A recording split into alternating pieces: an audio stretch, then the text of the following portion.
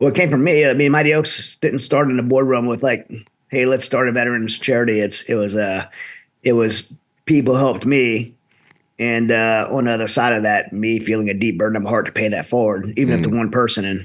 And now 12 years later, it's hundreds of thousands of people. And so I think to tell you that story, like I really have to go to the origins of, I came home from my eighth and last deployment and was dealing with anxiety, depression, panic attacks, PTSD, diagnosed with PTSD, and went a 3-year downward spiral, and that ended with me, uh, you know, being alone in an apartment, making a decision whether I wanted to live or die, and making an attempt to take my life, Man. and just some amazing people came around me and led me forward. And of all the things that took place in a restoration process, nothing was probably more significant than the restoration by faith Hmm. and becoming a Christian and being introduced to a relationship with Jesus. And on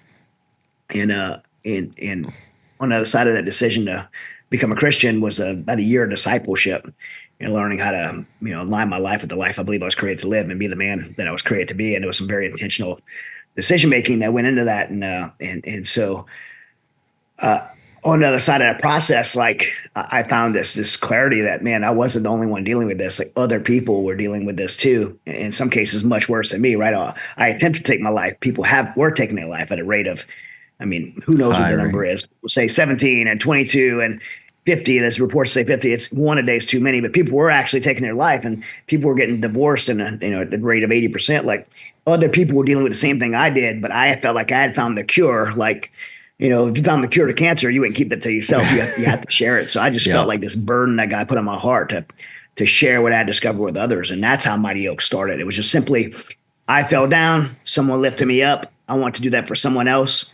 I got the opportunity to do that.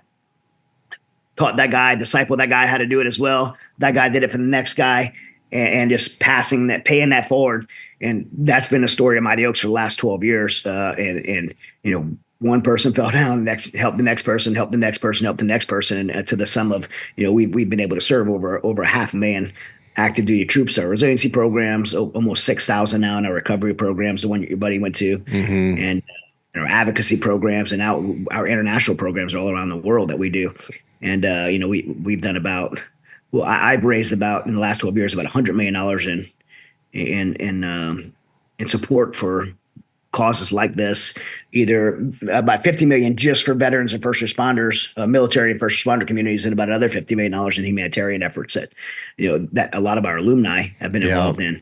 And so we've just made a tremendous impact just from the desire to pay it forward. And I think that's a story in itself, right? Like life's not about us. We tend to focus on our own self pity and our own circumstances, and not realize that it's not about us, it's about others. And we when we allow ourselves to see beyond ourselves, that puts us in a position to desire to get well, find purpose again, and then make an impact again. Yeah. It's one of at Mighty Oaks we say, like, to all those that come to our program, one of the first things we tell them is, hey, you're not here just to get well. Like, you're here to be in a position to help the next guy, to have purpose again, to have a mission again.